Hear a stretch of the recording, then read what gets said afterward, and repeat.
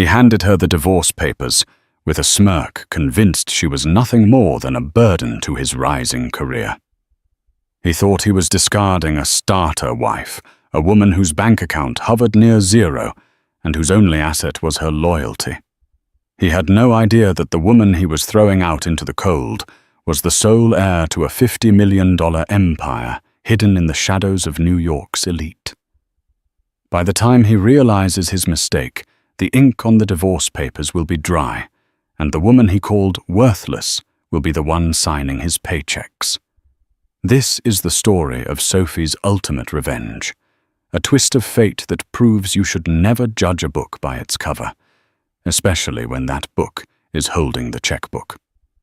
The rain in Seattle didn't just fall, it hammered against the windows of the cramped fourth-floor apartment like an angry judge's gavel. Inside, the air was suffocating, thick with the scent of stale coffee and impending doom. Sophie O'Connell stood by the kitchen island, her hands trembling as she gripped the edge of the granite countertop, the one she had paid for by working double shifts at the Daily Grind diner. Across from her stood Brandon Miller. He looked pristine, his navy blue suit tailored to perfection, a stark contrast to Sophie's worn-out grey cardigan and jeans. "I don't understand," Sophie whispered, her voice cracking. "Brandon, we just celebrated your promotion last night. I made lasagna. We were happy." Brandon adjusted his silk tie, refusing to meet her eyes. He looked at his Rolex, a gift Sophie had bought him 3 years ago by maxing out her only credit card. "You were happy, Sophie. I was enduring." He reached into his briefcase, the leather creaking in the silence, and slid a thick manila envelope across the counter. It stopped inches from her hand. "What is this?" "It's over," Brandon said, his voice devoid of emotion, sounding more like he was terminating a low-level employee than ending a 5-year marriage. "I filed this morning. My lawyer, Mr. Trent at Stratton and Oak, says it's a standard no-fault divorce. You keep your car, I keep the apartment and my assets." "Your assets?" Sophie laughed, a hollow, broken sound. "Brandon, I paid for your MBA at Wharton. I paid the rent for 4 years while you networked. I built you." Brandon finally looked at her, his eyes cold and hard. "And that's the problem, Sophie. You're the past. You're the struggle. I'm an executive VP at Apex Global now. I have dinners with senators. I have galas in the Hamptons. Do you really think you fit in that world? Look at you." He gestured vaguely at her messy bun and tired eyes. Eyes that were tired because she had spent the last week helping him prepare his presentation for the board of directors. "I can change," she pleaded, the desperation rising in her throat. "I can buy new clothes. I can learn." "It's not about the clothes, Sophie," a new voice cut in. The front door, which Sophie hadn't realized was unlocked, swung open. A woman stepped in. She was tall blonde and wearing a white trench coat that probably cost more than Sophie made in a year. Sophie recognized her immediately. It was Tiffany Prescott, the daughter of the CEO of Apex Global. "It's about pedigree," Tiffany said smoothly, walking over to Brandon and linking her arm through his. She looked at Sophie with a pitying sneer. "Brandon needs a partner who understands the weight of power. Someone who was born into it. No offense, sweetie, but you smell like diner grease and desperation." Sophie felt the room spin. You're leaving me for her." "We've been seeing each other for 6 months," Brandon admitted, shrugging as if discussing the weather. "Tiffany gets me. And let's be honest, Sophie, you're an orphan from Ohio with a high school diploma. You were a stepping stone, a placeholder." The cruelty of the words physically hurt. A stepping stone. "I want you out," Brandon stated, checking his watch again. "Tonight. Tiffany is moving her things in tomorrow morning, and I don't want your clutter here. Tonight it's pouring rain. I have nowhere to go." "Brandon? My name is on the lease too." Brandon sighed and pulled a check from his pocket. He tossed it onto the envelope. "Here, $5,000. That's enough for a deposit on a studio somewhere in the suburbs and a therapy session. Consider it a severance package. Sign the papers, take the money, and disappear. Sophie, don't make this ugly." Sophie looked at the check. $5,000. The price of 5 years of her life. The price of her heart. Something inside her snapped. It wasn't a loud explosion, but a quiet, freezing shatter. She didn't scream. She didn't throw the lasagna pan. She simply picked up the envelope, leaving the check on the counter. "I don't want your money," she said, her voice dropping to a whisper that was terrifyingly calm. "Don't be stupid," Tiffany scoffed. "You're destitute." "I said I don't want it." Sophie walked to the bedroom, grabbed her duffel bag, and shoved a few handfuls of clothes inside. She grabbed her toothbrush and the framed photo of her late grandmother, the only family she had ever known. She walked back to the living room. Brandon and Tiffany were already pouring champagne, celebrating her departure before she was even out the door. "You'll regret this, Brandon," Sophie said, hand on the doorknob. Brandon laughed, clinking his glass against Tiffany's. "The only thing I regret is not doing this sooner. Goodbye, Sophie. Good luck flipping burgers." Sophie stepped out into the hallway and closed the door. She heard their laughter erupt from behind the wood. She walked down the 4 flights of stairs, out of the building, and into the freezing Seattle rain. She had $60 in her pocket, a half-full tank of gas in her 2014 Honda Civic, and absolutely nothing else. Or so she thought. Sophie slept in her car that night, parked in the back lot of a 24-hour Walmart in Renton. She curled up in the back seat, shivering under a thin blanket, listening to the rhythmic drumming of rain on the metal roof. She cried until her eyes were swollen shut, mourning not just the marriage, but the version of herself she had sacrificed for a man who saw her as disposable. The next morning, the sun broke through the clouds, indifferent to her misery. Sophie splashed cold water on her face in the Walmart bathroom and tried to make herself presentable. She had a shift at the diner at 10:00 a.m. She couldn't afford to lose her job now. She arrived at the daily grind 5 minutes late. Her manager, a gruff man named Lou, took one look at her red-rimmed eyes and wrinkled clothes and softened. "Rough night, kid?" Lou asked, handing her an apron. "You could say that," Sophie muttered, tying the strings around her waist. "Just keep the coffee coming, Lou." The morning rush was brutal. Sophie poured endless cups of coffee, scrambled eggs, and dealt with impatient customers. It was the distraction she needed. But around 11:30 a.m., the atmosphere in the diner changed. The bell above the door chimed and a man walked in. He didn't look like the usual clientele of truckers and tired locals. He was an older gentleman, perhaps in his 60s, wearing a charcoal 3-piece suit that screamed London Savile Row. He carried a leather briefcase and held a black umbrella with a silver handle. He stood by the entrance, scanning the room with piercing blue eyes. The diner went quiet. He looked like he had taken a wrong turn on his way to a board meeting at Goldman Sachs. Lou walked up to him. "Can I help you set table for one? I am looking for Mrs. Sophie Miller," the man said. His voice was deep with a refined British accent. "Or perhaps she has reverted to her maiden name, Miss O'Connell." Sophie froze mid-pour, coffee spilling onto the saucer. She grabbed a rag and wiped it up her heart, pounding. Was this Brandon? Did he want the car back too? Was he suing her for something? She took a deep breath and walked out from behind the counter. "I'm Sophie," she said, wiping her hands on her apron. "Who are you?" The man turned to her. His expression softened instantly, a look of profound relief washing over his face. He bowed his head slightly.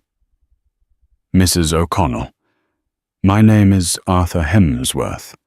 I am the senior partner at Hemsworth Gables and Associates, a private law firm based in Zurich and New York." "A lawyer?" Sophie stepped back defensively. "If this is about the divorce, I haven't signed the papers yet. I don't have a lawyer of my own. You can't talk to me."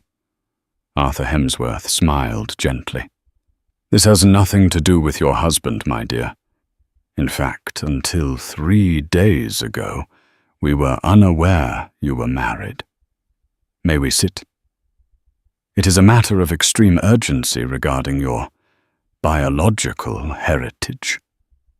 Sophie frowned.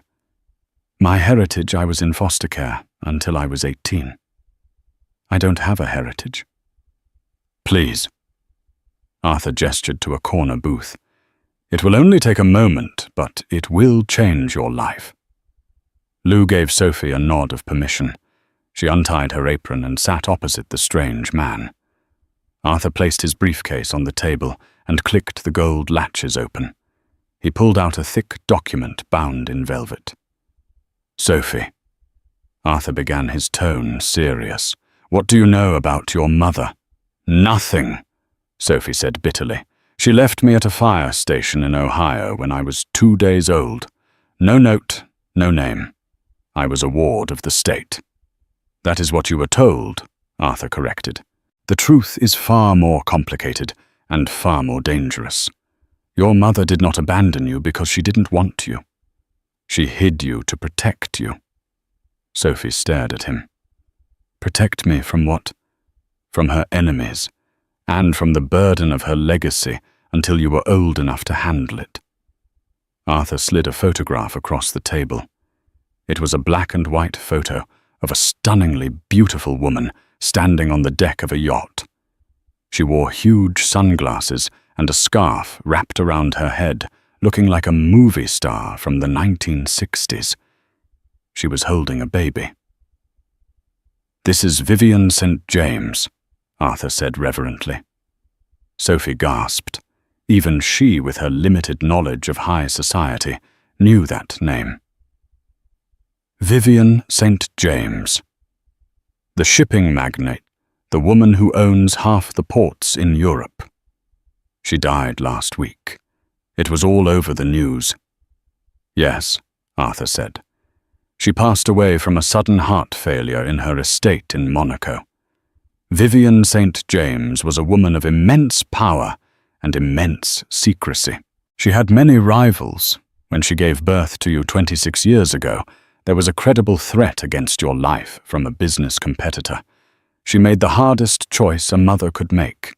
She placed you in the American foster system under a false identity, completely cutting ties to ensure no one could trace you to her." Arthur leaned in. "She watched you, Sophie, from a distance. We have monthly reports on your grades, your jobs, your marriage, and your husband's recent infidelity." Sophie felt sick. "She watched me struggle. She watched me eat ramen noodles for dinner for 3 years while she lived in Monaco." "She wanted you to build character," Arthur said, though his eyes showed sympathy. "She wanted an heir who understood the value of $1, unlike the sharks she dealt with daily. She wanted you to be tough, and you are." Arthur opened the velvet-bound document. "Vivian St. James left a last will and testament. It is quite specific. Upon her death, her identity was to be revealed to you immediately." "Okay," Sophie said, her head spinning. "So what does that mean?" "Did she leave me a letter? A keepsake?" Arthur paused for dramatic effect. He looked around the greasy diner, then back at Sophie. She left you everything, Sophie. The shipping lines, the real estate portfolio in Manhattan, the private island in Greece, and her liquid assets. Arthur pulled a bank draft from the folder. This is just the initial stipend to cover your immediate relocation expenses while we settle the estate taxes. Sophie looked at the check. She blinked. She rubbed her eyes and looked again. It was a cashier's check from Credit Suisse. Pay to the order of Sophie O'Connell. Amount $50,000, $1,000 holds and pulls. 50 million, Sophie squeaked. The room tilted. That is merely the cash access, Arthur stated calmly.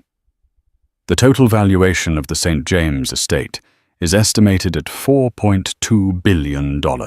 You are now effectively one of the wealthiest women in America. Sophie sat in silence. Yesterday, her husband threw her out because she was poor. Today, she could buy the building he worked in and turn it into a parking lot. There is, however, Arthur continued, his voice turning steelier, one condition in the will. A test, if you like. A test. Vivian did not want her empire to fall into the hands of a novice. The will states that for the first 6 months you must take your seat as the chairwoman of Vanguard Dynamics, her primary holding company in New York, under a pseudonym. You must prove you can run the company. If you fail, the assets will be liquidated and donated to charity. Arthur looked at her intently. The board of directors is filled with wolves, Sophie, including a specific company that Vanguard is currently in negotiations to acquire, a company called Apex Global. Sophie's eyes snapped up. Apex Global. That's where Brandon works. Precisely. Arthur smiled a thin, shark-like smile. Apex is desperate for a buyout. They are bleeding money. They are sending their top negotiation team to New York next week to beg Vanguard for a deal. That team is led by a newly promoted vice president named Brandon Miller. Sophie looked at the check, then at the photo of the mother she never knew, and finally at the rain streaking the window. The sadness in her chest evaporated, replaced by a burning cold fire. He thinks I'm destitute, Sophie whispered. He thinks I'm flipping burgers. He thinks you are the past, Arthur corrected. You are about to become his future boss. Sophie reached out and took the pen Arthur offered. Mr. Hemsworth. Sophie said, her voice steady for the first time in 24 hours. When is the next flight to New York? Sophie stood before the floor-to-ceiling mirrors in the penthouse suite of the Plaza Hotel. The room smelled of fresh lilies and expensive leather. It was a stark cry from the back seat of her Honda Civic. 3 days had passed since her meeting with Arthur Hemsworth. In that time, the $50 million stipend had been deposited, and the machinery of the St. James estate had roared to life around her. Chin up, darling. Shoulders back. You own the room before you even enter it. The voice belonged to Antoine, a stylist Arthur had flown in from Paris. He was currently pinning the hem of a charcoal power suit that fit Sophie like a second skin. It was sharp, architectural, and intimidating, nothing like the soft, worn cardigans she used to wear to comfort Brandon after a long day. Sophie looked at her reflection. Her messy bun was gone, replaced by a sleek, sharp bob that framed her jawline. Her skin glowed thanks to a team of dermatologists, but the biggest change was in her eyes. The fear was gone. The meeting is in 2 hours, Arthur said from the corner of the room, where he was reviewing files on an iPad. Are you ready to become Sophia St. James? Sophia St. James, she tested the name. It felt heavy like a shield. Yes, I'm ready. Tell me about Apex Global again. Arthur stood and walked over. They are in a panic. Their stock dropped 12% this quarter. They need Vanguard Dynamics, your company, to acquire them, or they face bankruptcy. Brandon Miller is leading the pitch. He believes he is meeting with the reclusive chairwoman, a woman no one has seen in public for years. He doesn't know it's me. He doesn't know you exist, Arthur corrected. To him, Sophie O'Connell is currently looking for a studio apartment in Seattle. He has no reason to suspect that the chairwoman of a multi-billion-dollar conglomerate is his ex-wife. Arthur handed her a pair of glasses. They were non-prescription with thick black frames. Wear these. It changes the geometry of your face just enough. And remember minimal speaking. Let them sweat. Silence is power. Sophie put on the glasses. The transformation was complete. She didn't look like the woman who served coffee at the daily grind. She looked like a predator. "Let's go," she said. A convoy of 3 black SUVs waited outside the hotel. Sophie climbed into the middle one, flanked by security. As they drove through the bustling streets of Manhattan, she watched the city blur by. She thought about the times she had begged Brandon to take her to New York, just for a weekend trip. He had always said it was too expensive, too distracting. Now she owned entire blocks of it. The car pulled up to the Vanguard Tower, a gleaming spire of glass and steel that pierced the sky. Employees in the lobby scattered as Arthur led her to the private elevator. They rode in silence to the 80th floor, the executive boardroom. "They are waiting inside," Arthur whispered as they approached the double mahogany doors. "Remember the plan?"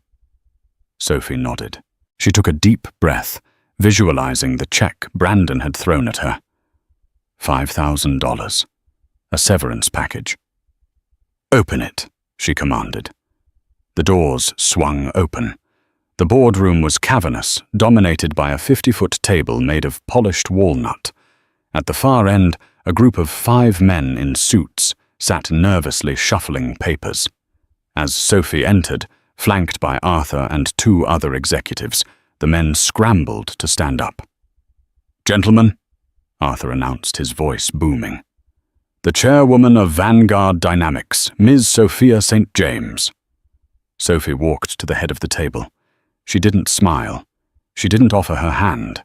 She simply pulled out the leather chair and sat down, placing a single folder on the table. She looked down the length of the table and locked eyes with the man in the center. It was Brandon. He looked tired but polished, wearing the same lucky red tie he had worn to his interview at Apex 5 years ago, a tie Sophie had ironed for him. Beside him sat Tiffany Prescott, looking bored and tapping on her phone, clearly there only because of her father's influence. Brandon's eyes glazed over her. He didn't recognize her.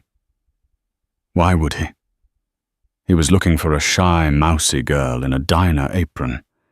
He wasn't looking for the icy, impeccably dressed woman at the head of a billion-dollar table. The glasses, the hair, the makeup, and the context, it was the perfect camouflage. "Ms. St. James." Brandon began, his voice projecting that practiced corporate confidence. "It is an honor. I'm Brandon Miller, VP of Strategy for Apex Global. We appreciate you taking the time." Sophie stared at him for a long, uncomfortable 10 seconds. She saw a bead of sweat form on his temple. "Proceed," she said. Her voice was an octave lower than usual, controlled and crisp. Brandon launched into his presentation. He clicked a remote, and charts appeared on the screen behind her. He talked about synergy market caps and growth potential. He was charming, articulate, and completely full of lies. "As you can see," Brandon said, gesturing to a graph, Apex has a robust company culture. "We value loyalty and long-term commitment. We treat our employees like family." Sophie almost laughed. Family. She tapped her pen on the table, a sharp click-click that echoed in the room. Brandon stopped mid-sentence. "Loyalty," Sophie repeated. "That is an interesting word, Mr. Miller. My analysts tell me Apex has a turnover rate of 40%. You fired your entire logistics department last month just to boost the quarterly earnings for this meeting. Is that how you treat family? Brandon blinked clearly, caught off guard by the specific knowledge. Well, Ms. St. James' restructuring is sometimes necessary for the greater good. We had to trim the dead weight. Dead weight. The phrase echoed in her head. You're the struggle. You're the past. I see, Sophie said. Continue. Brandon recovered and continued his pitch. Tiffany yawned audibly. When he finished, he smiled that winning smile. In conclusion, Vanguard's acquisition of Apex isn't just a business deal. It's a marriage of equals. A marriage? Sophie mused. Do you have a lot of experience with successful marriages, Mr. Miller? The room went deadly silent. Arthur hid a smile behind his hand. Brandon's smile faltered. I'm sorry. It's a simple question, Sophie said, leaning forward. You speak of commitment and partnership. I like to know the character of the men I do business with. Are you a man of your word, Mr. Miller? Absolutely, Brandon said, straightening his tie. Integrity is my core value. And you, Miss Prescott. Sophie turned her gaze to Tiffany. You are the daughter of the CEO, correct? What is your role here? Tiffany sat up, looking annoyed at being addressed. I'm in charge of branding, image consulting. Image, Sophie nodded.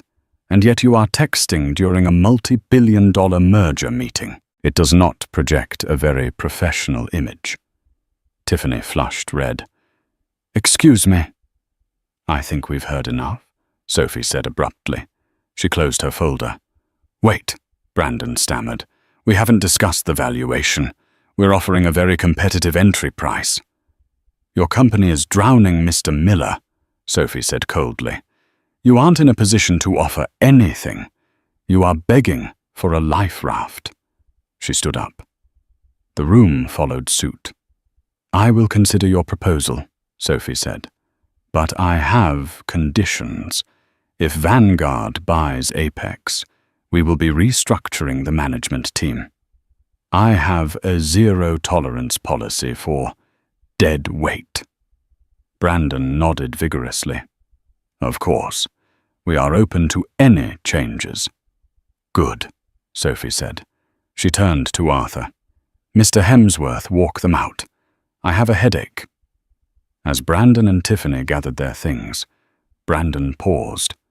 He looked at Sophie again, a flicker of confusion crossing his face. He squinted slightly.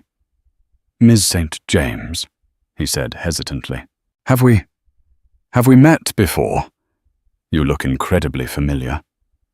Sophie's heart hammered against her ribs. She turned slowly. She lowered her glasses just an inch, looking at him over the rims with her own unshielded eyes. I have one of those faces, Mr. Miller, she said softly. Common, easily forgotten, like a stepping stone. Brandon froze. The color drained from his face. He opened his mouth, but no words came out. The phrase, stepping stone, hit him like a physical blow. But before he could process it, Arthur was ushering him out the door. Right this way, Mr. Miller. The doors closed. Sophie collapsed back into her chair, her hands shaking. He knows, she whispered. He suspects, Arthur corrected, walking back to the table. He's confused. His brain is trying to reject the possibility because it's too terrifying. He thinks he left his wife in a gutter. He cannot comprehend that she is sitting in this chair. Arthur poured her a glass of water. You did well. But now the real game begins. You have them terrified. Now we need to make them desperate. What's the next step? Sophie asked, taking a sip. Next week is the Vanguard Charity Gala, Arthur said. All of New York society will be there, including Brandon and Tiffany. You will attend as Sophia St. James, but this time you won't be hiding behind a table. You'll be the star of the show. And, Arthur added a mischievous glint in his eye, I think it is time you introduced them to your new fiancé. Sophie choked on her water. My what? A fake fiancé, Arthur explained. To complete the image, someone powerful, someone who makes Brandon look like a mailroom clerk. I have already taken the liberty of contacting a candidate. He is a duke, and he is very agreeable to a business arrangement. Sophie laughed, a genuine, incredulous laugh. Duke Arthur, you're enjoying this too much. Revenge is a dish best served with a side of aristocracy, my dear. Arthur smiled. Get some rest. Tomorrow, you meet the Duke. The following afternoon, Sophie sat in the private garden of a rented estate in the Hamptons. Arthur had insisted they move operations here to avoid the prying eyes of the city before the gala. The air smelled of salt and clipped hedges. He is late, Sophie noted, checking her diamond-encrusted watch. A duke is never late, my dear, Arthur said, pouring tea. Everyone else is simply early. Ah, here he is. A silver Aston Martin roared up the gravel driveway, coming to a halt with a spray of stones. The door opened, and a man stepped out.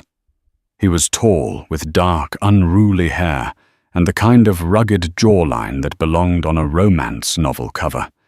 He wore a linen suit that was wrinkled in a way that suggested he was too rich to care about ironing. Sophie, meet Adrian, Arthur said. His Grace, the Duke of Westfall. Adrian walked over, removing his sunglasses. He had tired, cynical eyes that lit up with amusement when they landed on Sophie.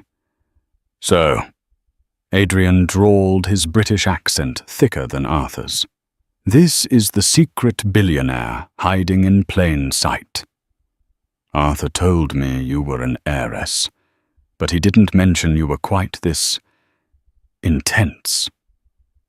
I'm not playing games, Sophie said, standing up to shake his hand. Arthur says you need money.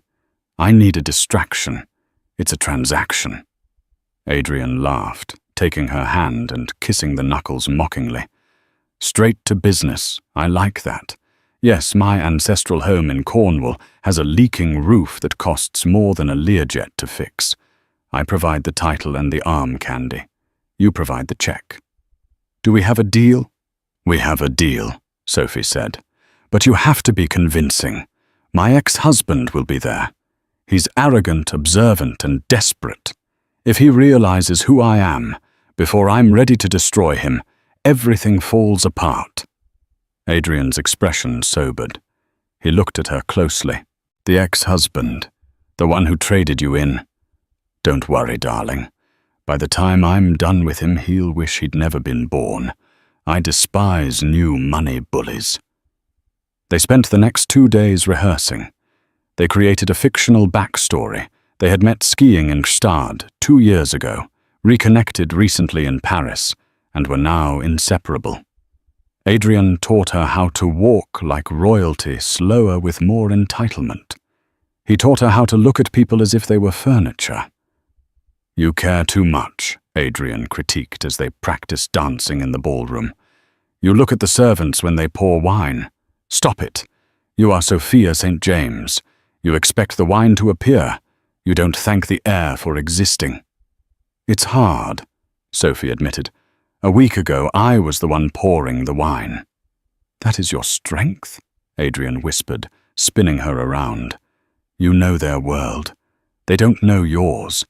Use that rage, Sophie. Burn it as fuel. On the morning of the gala, Sophie's phone buzzed. It was a text from Brandon. He still had her old number. Brandon. I need you to sign the papers today. Tiffany wants to renovate the apartment. Stop dragging this out. I know you need the money. Sophie stared at the screen. The audacity was breathtaking. He was texting her about a $5,000 settlement, while she was having a dress fitted that cost $40,000. She didn't reply. Instead, she blocked the number. "Ready?" Arthur appeared in the doorway, holding a velvet box. Inside was a necklace of sapphires and diamonds that looked heavy enough to anchor a ship. "The St. James sapphires," Arthur said. "Your mother wore these to meet the Queen. Tonight you wear them to meet your past." Sophie put on the necklace. The cold stones settled against her skin. She looked in the mirror. Sophie O'Connell was gone. Only Sophia remained. The Vanguard Charity Gala was held at the Metropolitan Museum of Art. The Temple of Dendur was bathed in soft purple light, and the air was filled with the sound of a string quartet and the murmur of billionaires making deals. When Sophie's limousine arrived, the paparazzi went into a frenzy. Rumors had circulated that the reclusive owner of Vanguard Dynamics was finally stepping out. The door opened. Adrian stepped out first, offering his hand. Sophie emerged wearing a midnight blue gown that shimmered like the night sky. The flashbulbs were blinding a wall of white light. "Chin up," Adrian murmured, smiling for the cameras. "Show them teeth." They walked up the red carpet, a golden couple amidst the chaos. Inside the room went quiet as they entered. Heads turned. Whispers rippled through the crowd like a wave. "That's her. Is that the Duke of Westfall? She's stunning."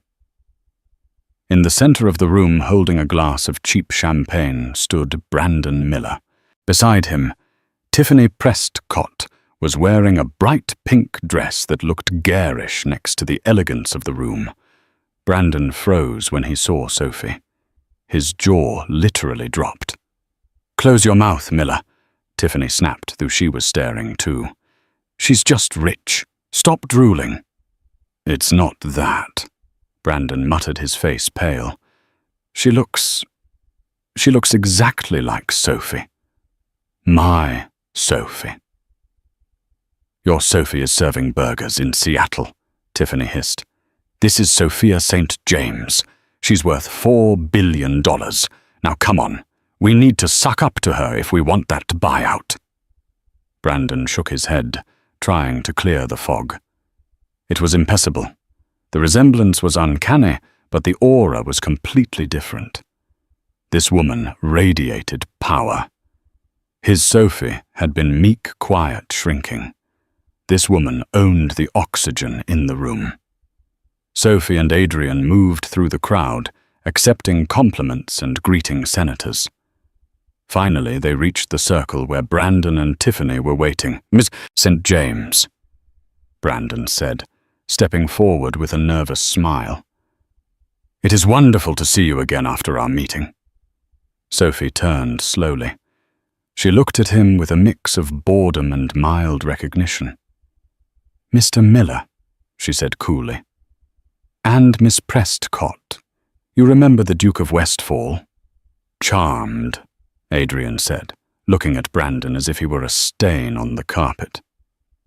"Is this the employee you mentioned, Darling?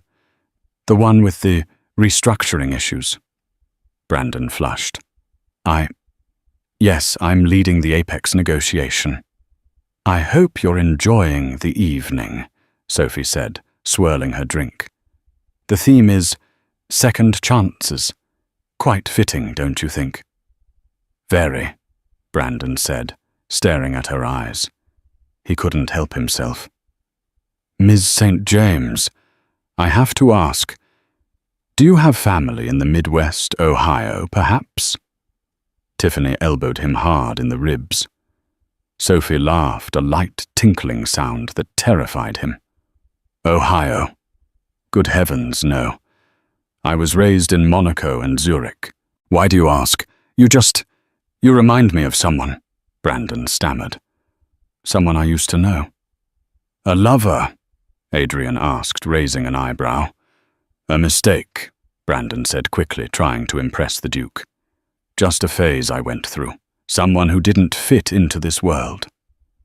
Sophie felt a spike of pure rage, but her face remained a mask of porcelain perfection. A mistake, she repeated. How tragic for her. To be considered a mistake simply because she didn't have a title. She didn't have ambition, Brandon corrected, gaining confidence. She was content with mediocrity. In business as in life, one must surround oneself with excellence. Like yourself, Ms. St. James. Sophie took a step closer to him. The scent of her perfume, a custom blend of jasmine and sandalwood, hit him. It was the same perfume Sophie used to wear, the cheap version from the drugstore. But this was the real thing. "Be careful, Mr. Miller." Sophie lowered her voice, intimate and dangerous. Sometimes what looks like mediocrity is simply potential waiting for the right investment. And sometimes what looks like excellence is just a cheap suit with a hollow center. Brandon stepped back, rattled. Tiffany, sensing her territory was threatened, stepped in. "Well, we are certainly excellence. My father built Apex from the ground up." "And you are busy tearing it down," Sophie said, snapping her gaze to Tiffany. "I saw the marketing reports, Tiffany. Your rebranding strategy lost the company $6 million last quarter. If I acquire Apex, my first act will be to dissolve your department." Tiffany gasped, dropping her clutch. "You can't do that." Your father is selling the company because he knows you can't run it." Sophie cut her off. "Now, if you'll excuse us, the Duke and I have actual business to discuss. Enjoy the shrimp, Mr. Miller. It's the only thing you'll be getting for free tonight." Sophie took Adrian's arm, and they swept away, leaving Brandon and Tiffany standing in a puddle of humiliation. As they walked away, Adrian whispered, "That was brutal. I loved it. But he's staring at you. He's not convinced." "Good," Sophie said, her eyes flashing. "I don't want him convinced. I want him haunted." Later that night, as the gala was winding down, Sophie went to the ladies' room to touch up her lipstick. The restroom was empty, a palace of marble and gold mirrors. The door opened, and Brandon walked in. Sophie spun around. "This is the ladies' room, Mr. Miller." Brandon locked the door behind him. He looked disheveled, his tie loosened, his eyes wild. He had been drinking. "Stop it," he said, his voice shaking. "Drop the accent. Drop the act. I know it's you, Sophie."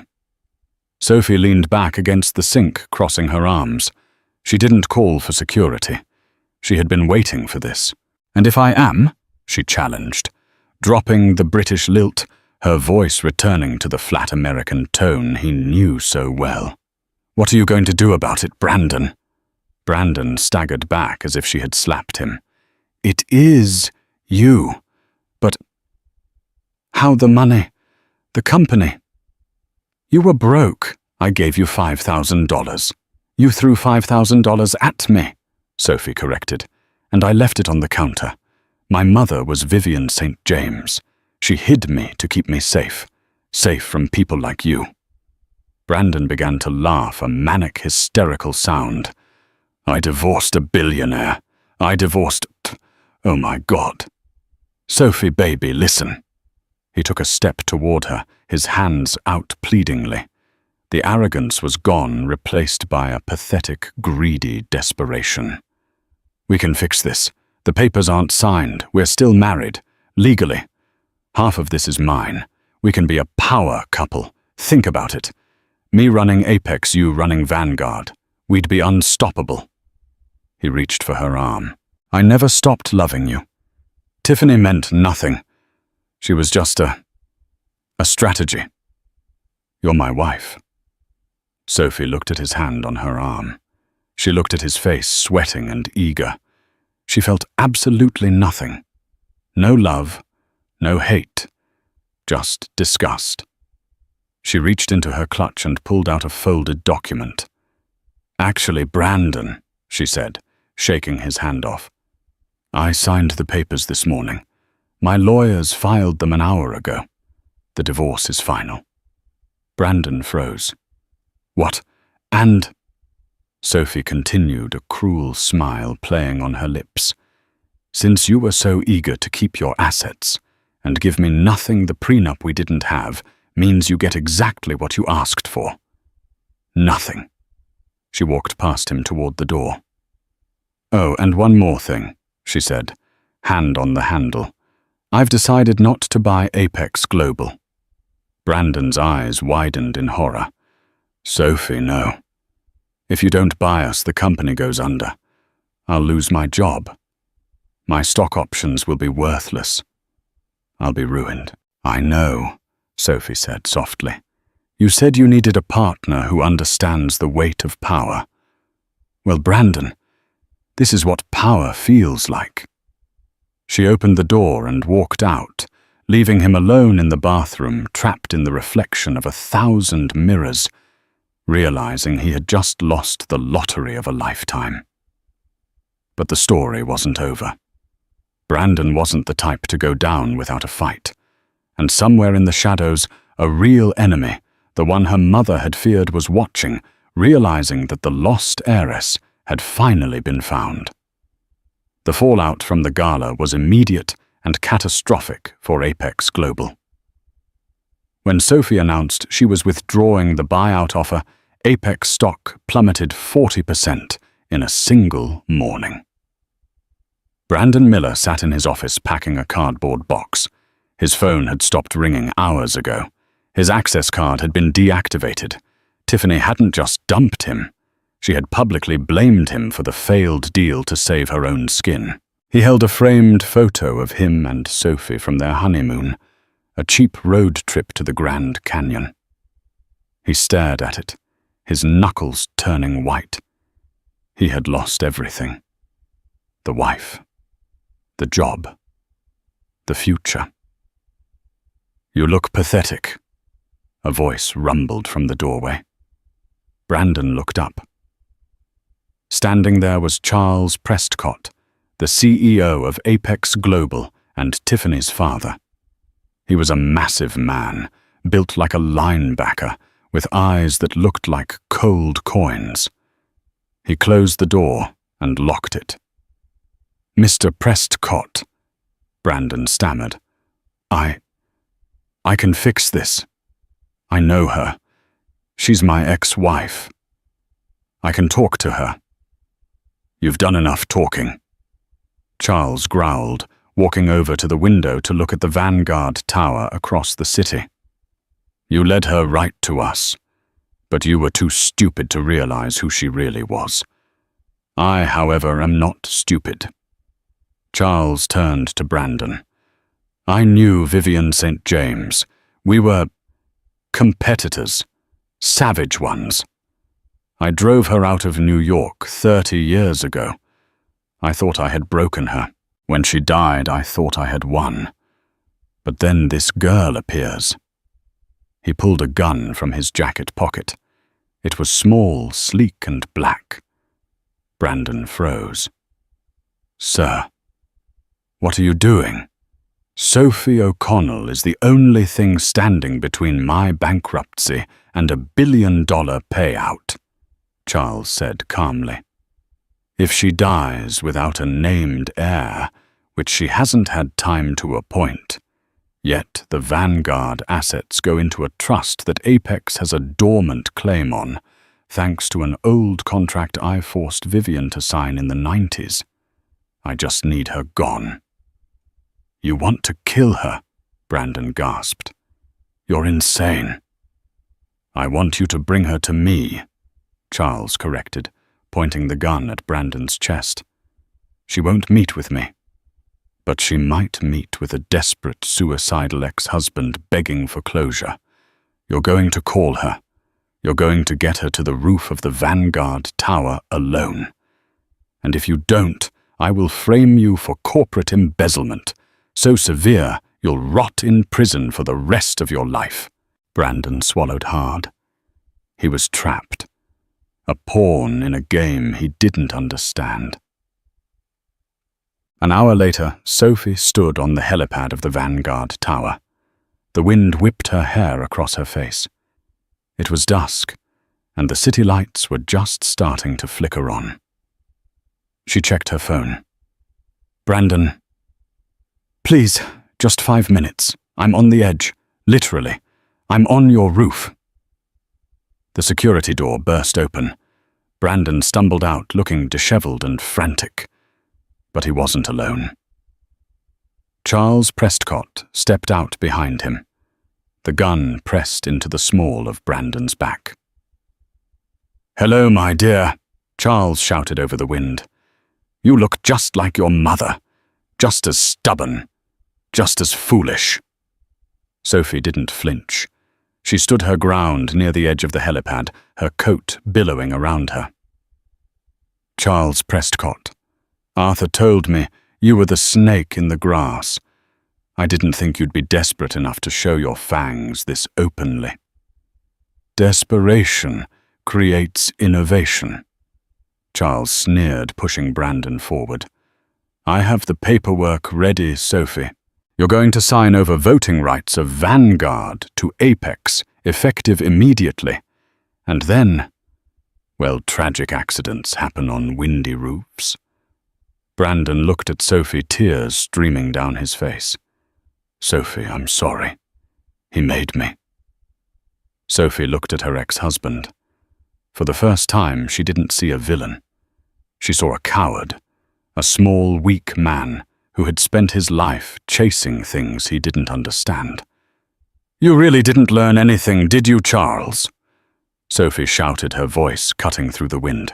"My mother didn't hide me because she was afraid of you. She hid me so I could learn how to hunt you." Charles frowned. "What? You think I came up here alone?" Sophie smiled. It was a terrifying smile. "You think I trusted him?" She gestured to Brandon. Suddenly, the floodlights of the helipad snapped on blinding Charles. From the shadows of the stairwell, armed tactical teams swarmed out. A helicopter roared up from the side of the building, hovering just feet away, its spotlight pinned on Charles. "Drop the weapon!" a voice boomed from the helicopter loudspeaker. Charles looked around wildly. He grabbed Brandon, using him as a human shield, pressing the gun to Brandon's temple. "Back off!" Charles screamed. "I'll kill him, I swear, I'll kill him!" Sophie took a step forward. "Go ahead." Brandon let out a whimpering sob. "Sophie." "He's of no use to me," Sophie said coldly, locking eyes with Charles. "He's a liability, a cheater, a liar. If you shoot him, you go to jail for murder. If you surrender, you go to jail for attempted kidnapping and corporate fraud. Either way, Charles, you lose. And Apex is mine." Charles hesitated. The cold logic of her words hit him. He was a businessman, not a hitman. He calculated the odds. There was no escape. Slowly, Charles lowered the gun. Before he could drop it, Brandon, fueled by a sudden surge of adrenaline and humiliation, spun around and punched Charles in the jaw. It was a weak punch, but it caught the older man off balance. Charles stumbled, and the tactical team was on him in seconds, pinning him to the concrete. Brandon stood there, panting, rubbing his bruised hand. He looked up at Sophie, a hopeful, pathetic smile forming on his lips. "I did it," Brandon said breathlessly. "Sophie, I helped you. I took him down. We make a good team, right?" Sophie walked over to him. She looked at the man who had discarded her like trash just a week ago. "Arthur," she called out. Arthur Hemsworth stepped out from behind the security team, holding a tablet. "Mr. Miller," Arthur said formally, "by striking Mr. Prescott, you technically assaulted a man who had already lowered his weapon. However, Ms. St. James is willing to overlook that, provided you sign this." Arthur handed Brandon a document. "What is it?" Brandon asked. "A non-disclosure agreement," Sophie said. And a restraining order. You will never speak of me, my mother, or this company again. You will move out of Seattle. You will move out of New York. In exchange, I won't release the audio recording of you conspiring with Charles to lure me up here." Brandon's face fell. "But I saved you." "You were the bait, Brandon," Sophie said softly. "I knew Charles would use you. I was waiting for it. You were finally useful for something." She turned her back on him. "Get him out of here." Security guards grabbed Brandon by the arms. As they dragged him away, he screamed, "I loved you. I made you who you are." Sophie paused. She looked out at the skyline of New York, the city she now owned.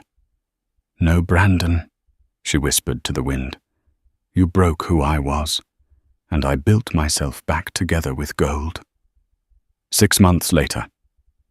The cover of Forbes magazine featured a striking image of Sophie. She was wearing a white suit, looking powerful and serene. The headline read, "The Untouchable Sophia, Saint James." Sophie sat in her office looking at the magazine. Arthur walked in carrying 2 cups of tea. "Your schedule is full." "Madame Chairwoman," Arthur said. "The board meeting is in 10 minutes, and the Duke called. He wants to know if you'd like to go skiing in Gstaad for real this time." Sophie smiled.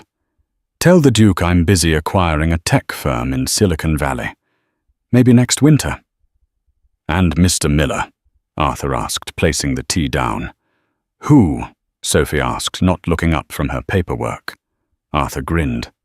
"Exactly." Sophie O'Connell was gone.